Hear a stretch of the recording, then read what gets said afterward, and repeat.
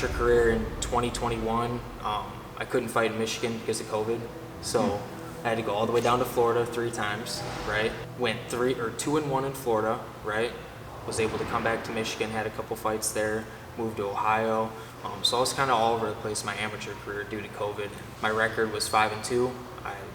My last fight was for a belt in Ohio. Won that against a 4-0 guy. Was the #1 ranked guy at 135 in amateur. So I secured the belt. And then while I'm at Mercy, I had to talk with my coach Joaquin, and we decided to go pro after that fight, and started my pro career out with a flying knee knockout. First round, it was sick. That was the first pro fight that I saw of yours, right? Yep, first pro fight.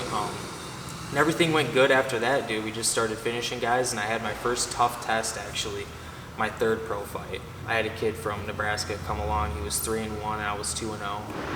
Same age as me, too, so it was a good matchup, and I went the distance with them, but I felt like I won every round. So that was the turning point for me, where I felt like, I can hang with these guys in the pro rankings, because you always have that fear going from amateur to pro, and you're like, are these amateurs really at a pro level? But that guy actually showed me, like, okay, I can hang with these guys. He was a brown belt in jiu-jitsu. He went to Tiger Muay Thai in Thailand and trained over there, and I beat him in every department, striking, grappling. So my 3rd fight was the fight where I knew I could hang with these guys.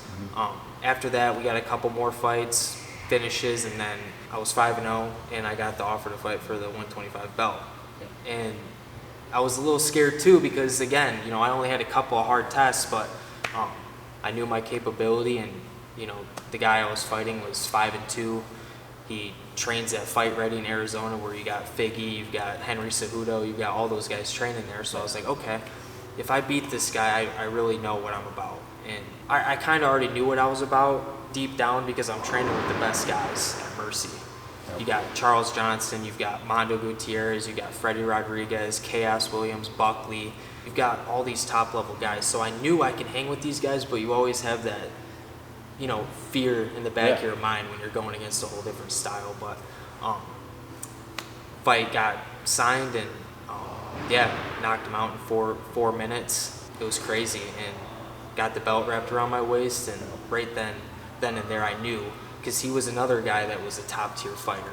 Again, brown belt in jiu-jitsu, training out of a good gym. He's also training all the way out into Israel, right out of the country. So after that fight, 6-0, got the 125 belt, got ranked #1 in Michigan for flyweight. So now it's just about, getting in contact with the UFC and seeing if I can't get on the Contender Series in August or October, which we're in conversation with my management team right now, but I truly think that I can beat any guy in the UFC right now in the 125 division. I mean, the stats show it. Are you just training right now, waiting for that call, or kind of what's the game plan from here? Right now, we're just training. We're getting the weight down. We're staying ready. In the back of my head, I've always told myself my whole career, I don't like getting out of shape. I don't like going on these binge eating like for weeks and just getting my weight up, right? I always like to stay ready for the short notice calls in the regional scene for belts, or a short notice call for the UFC.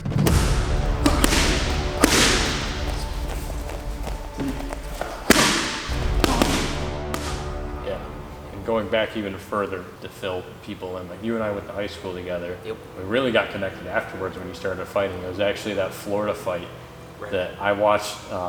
Somebody posted on their Instagram story, and I was like, he did it. He got the knockout. That's crazy. And I was so happy.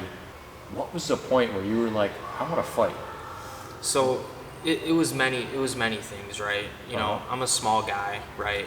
I was athletic. I played baseball, football, basketball since I was little, all the way up to, junior year when I started actually taking MMA seriously. But I was a small guy, obviously.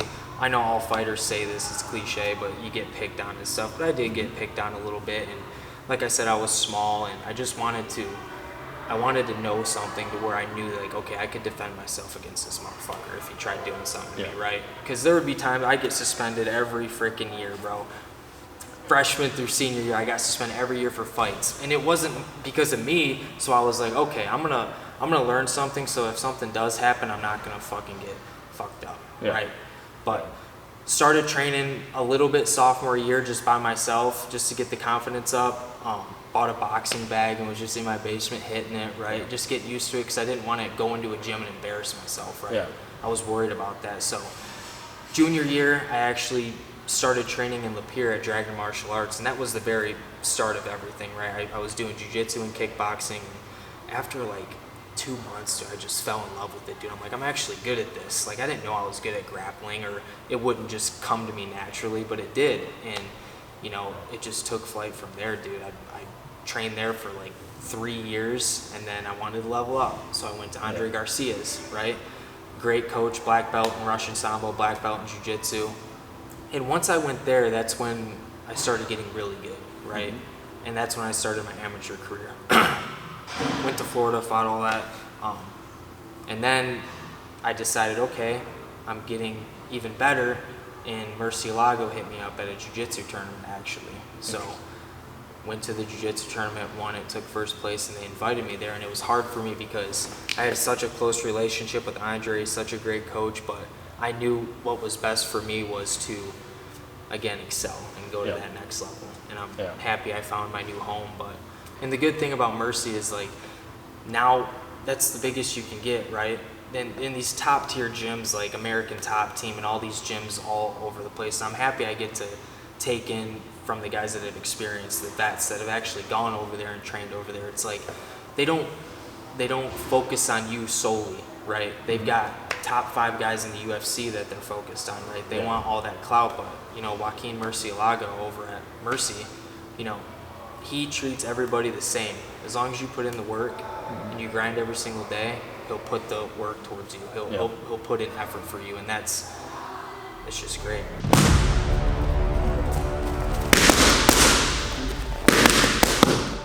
Your training started out very humbly in your basement and onto smaller gyms, working your way up. And this might be like a hard question to answer, but what was it like the first time you knocked somebody out? It was almost scary, right? 'Cause, you know, like I said, I've been in fights in school, right? But when you actually knock somebody out that knows how to fight, like, you know, it's a crazy feeling. It's almost like you don't get this anymore as a pro or anything like that, but your first couple of fights, like, you almost just black out when it happens, right? You're on cloud 9, you just don't understand what really happened, but it's a crazy feeling. You almost can't describe it, but it goes back to just countless hours of work. Yeah, I truly do believe that. Yeah, and was that in Florida when you did that? Florida, yep. I actually, it was a funny story. I didn't even really know who the guy was. I took it on like 3 weeks notice again because of COVID, and I was ready to fight. Michigan just wasn't open. I didn't really know who he was, right? I didn't know his height, his reach, anything, his record. And like a week out, I saw him, and I saw he was like 6'1" at 135, right? This is my date. He's already had like, I don't know how many Muay Thai fights, a couple of cage fights already. I'm like, oh shit. Like, this is my first fucking fight. But I'm happy with the fights that I've got because it made me who I was. Even my losses, right? It made me who I am today. And yeah, dude, it was crazy. I was just getting my ass whipped in the first round, and the second round I came out fresh and knocked him out.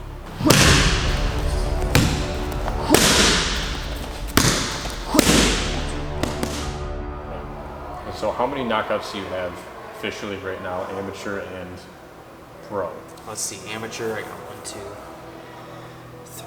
I think I have 4. 4 as an amateur, and then as a pro, I have 4 as a pro, and then one submission, or 2 submissions, yes. It's funny you don't even remember them. It's crazy, dude. Yeah, you almost just forget about them because you're so locked in on the next target, right? All my other fights, like these belts and everything, I keep them at the gym, and you know, the main thing you got to focus on. A lot of these guys focus on the pass. Like, you got to let that shit go, dude. Like, okay, I got these belts, cool, but at the end of the day, it's just hardware. Like, I put them in the gym for the kids to look at and get motivated with, but I don't keep them in my fucking bedroom and stare at them like a weirdo. Like, I get in the gym and train, you know? Like, I'm not all about that reminiscing on the past. Like, I'm focused on one goal, and it's knocking everybody out, period. I love that. So, and a little bit about the kids, like you train them here and you help out at this gym. So the last fight I went to, got the knockout first round. They could barely keep everybody out of the cage. Like, you have a lot of support already. Like you have a lot of people in your corner, and how does that feel, I guess, to have so much support and right before a major breakthrough in your career? It feels great. I've had the same friends that I've had, like you, for an example, forever. And you guys have always supported me from my first fight all the way to this one. And those are the real guys I have to stick around, right? Every fight I've got the whole squad there cheering me on. I can hear them in the back when I'm about to walk out, so I know it's about to go down. And it's awesome. I've got this gym right here. It feels great. Like, again, I train at Mercy Monday through Thursday. I live in the Pier, so I got to drive an hour and 10 to Mercy. So I can only make it Monday through Thursday, which are really only the classes, right? But Friday, Saturday, Sunday, this gym right here, Jason Warner, Maverick MMA, he's opened his doors to me on the weekends to just, like I said, putting in extra work. Yeah. The 3-a-days, the running, the jumping rope, the technique part of MMA. Yeah. Instead of just going with bodies, right? I can focus on me, just me only. So I'm very grateful for all the support I've had throughout the years, and it's growing, right? But again, I'm super thankful to have all this around me to just get better, and I thank him all the time for, just letting me come in here at any time and better myself, because that's what it's all about. Yeah, and that's, I guess, going back to our history, you touched on a little bit. I had a previous venture that I was working on, sponsored you for one of your last amateur fights, and you were an insanely humble and good person to work with. Like, you were like everything I could ask for. For one, just a great night. You got the knockout. Like that was nuts. And that's what any sponsor wants, is your guy to win. Right. But it was deeper than that. Like, I truly wanted you to succeed, and I truly wanted you to honestly, like, it sounds cliche, but reach for the stars with this. Like, you have a lot of momentum, a lot of passion, and it shows in your work ethic and everything, but it really shows who you are as a person. And that's another thing I wanted to touch on. You have amazing support from your mom, your sister, your dad, and many people go through things in life where they're chasing goals, their parents don't support them, but I know your mom, she always looks scared whenever you're walking into that ring, but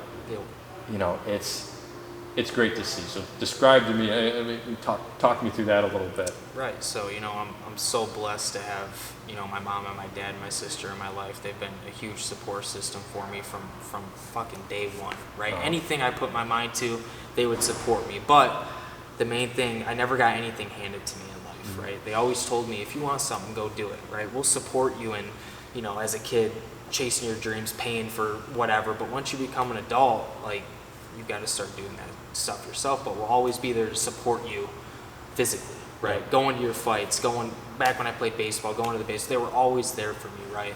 Yeah. I'm blessed, dude. My dad was always coming to my fights as an amateur. My mom's always coming to my fights, sister every single time.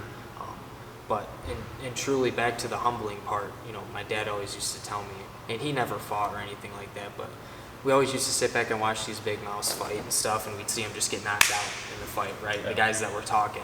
He goes, always stay humble, and just the quiet guy in the room that's always the deadliest, right? So I don't look at, talking shit to all these guys and fucking being a keyboard warrior and being like, fuck you, asshole, like, I'm gonna beat your ass on Instagram or Facebook. Like, fuck all that, bro.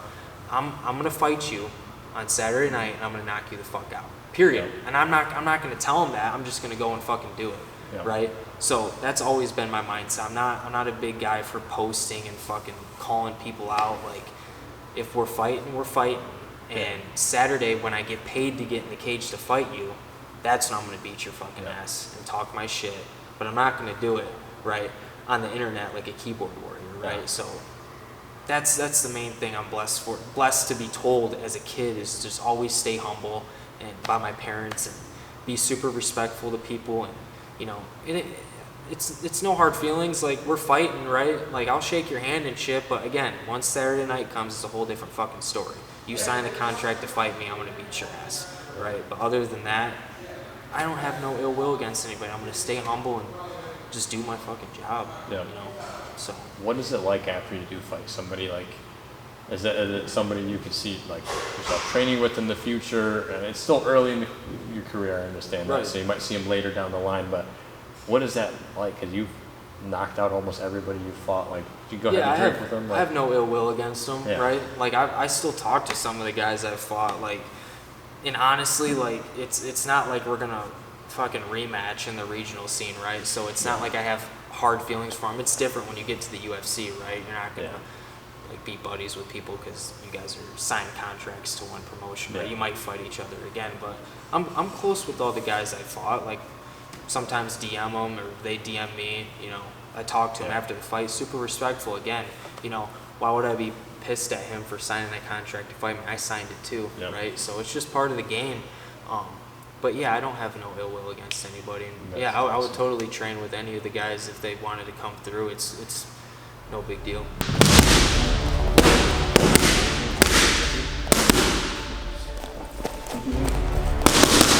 Yeah, I'm looking to get on the Contender Series, right? That's the main goal, right? Is to be at the pinnacle of the sport, the UFC. The Contender Series runs August through October. I'm 6-0. I'm the number 1 ranked flyweight in the state. There's nobody else for me to fight at 125 in Michigan, right? So, and I train with Freddie Rodriguez, right? He's another top tier 125er. He's fighting for Fury. So we're never gonna fight each other. He's my boy. So it's like, there's really nothing else for me to do in my state. Like I'm the number 1 ranked flyweight in the state. So why not give me my shot to fight on the Contender Series, right? None of them scare me. Yeah, so that's what I'm aiming for is Contender. Or a short notice call. Pray to the Lord if that ever happens. I would take it 100% because I'm always ready. I'm always ready to scrap. I love that. I know you do have a religious background. What does faith play a role in your career and your mindset and your preparation leading into a fight? It's huge, man. Like, you know, as a fighter, you go through these, you know, it can, 12-week fight camps or even longer, dude. And it's like it's sometimes overwhelming, right? Because you're training 2-3 times a day. Your body's sore. You're cutting weight. You're eating your diet. You're not spending time with your family a lot. You're mostly by yourself. Like when I'm in here on the weekends, I'm by myself, or I'm with my team. But it's faith has played a huge factor in my life. Praying and believing in Jesus Christ, and just dedicating my life to Him. When I'm down in the dumps, I'll say a prayer and talk to Him and just get spiritually connected with Him. And it does help me. That's just my beliefs, but it does help me throughout my fight camps. And praying before I get in the cage gives me strength. I feel it truly does light a fire under my ass to go in there and beat them up. And I'm blessed to have other individuals at my gym that are super religious in what I believe in, like Freddie Rodriguez. Like, will go in the back room before the fights and he'll say a nice prayer for me. And like I said, it lights a fire under my ass to go out there and prove to everybody what I'm capable of and what my dreams are. And it's just it's life changing for me, going that route.